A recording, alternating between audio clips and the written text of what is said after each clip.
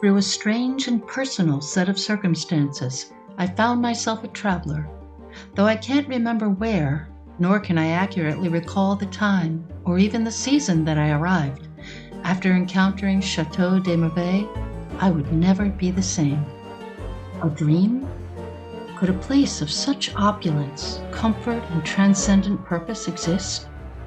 Perhaps.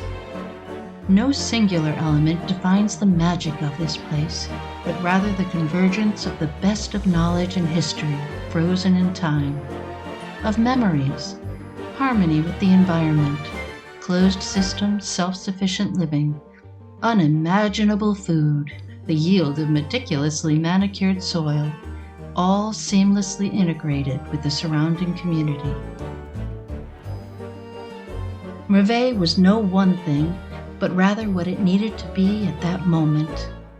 I distinctly recall springtime as the animals and gardens sprung to life, large celebrations in summer, and walks through fields of waist-high wild flowers, opulent evening dining, fall picnics under ancient trees, and days spent in the company of eminent visiting artists, late evenings by the fire in the oak-wood paneled library, discovering the treasures of the wine cellar while reading the knowledge of the ages, endlessly examining and learning, all with an undeniable sense of purpose.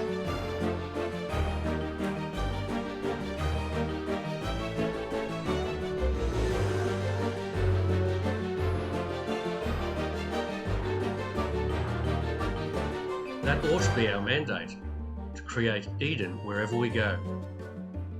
Joel Salatin. The beating heart of this place was its relationship with the land, the gardens, the animals, the forest, the water, grass, all working in perfect harmony, each for the other, each playing its part. The system lovingly stewarded by its caretakers and constantly monitored and examined for ways to improve its health.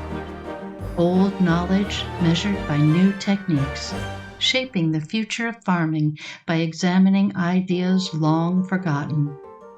The exceptional result of this work becomes apparent with each bite of food you experience. Nothing wasted, constantly evolving.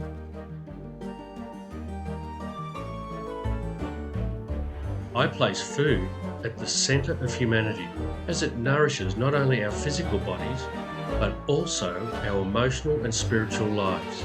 Food is truly a cultural phenomenon that informs our tradition and our relationship with the earth. I genuinely believe that food connects us all. Eric Repair. We spent our days watching the collection and cultivation of an unbelievable bounty. It was fascinating to enjoy, savor, and even participate when I chose in the preparation of the most magnificent meals, whether a private breakfast in bed or a celebratory feast reminiscent of grand royal dinners of the past. Every bite was a connection to the land.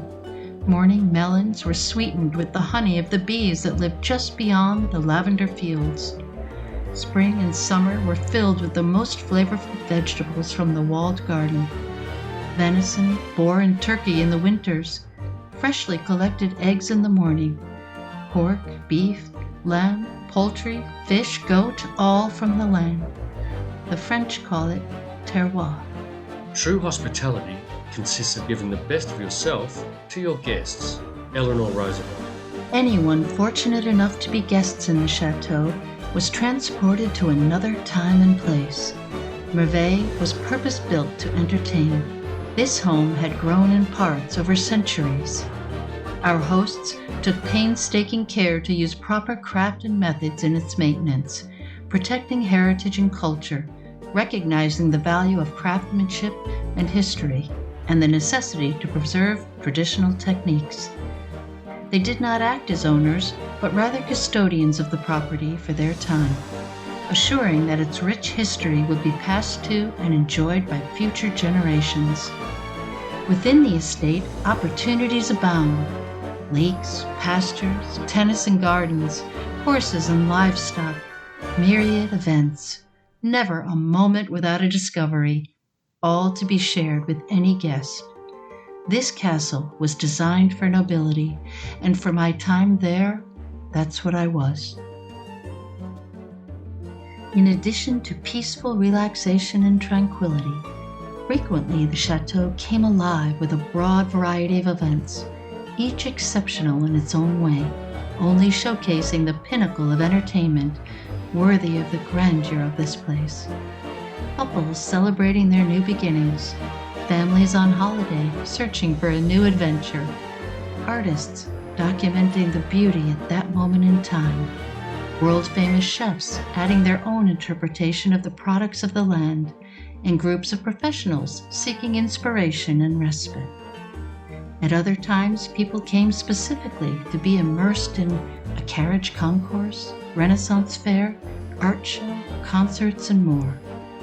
Those fortunate enough to be present experienced the richly anticipated events of the annual Yuletide celebration, the Gilded Age picnic, and the premier event, Bal de Masquerade.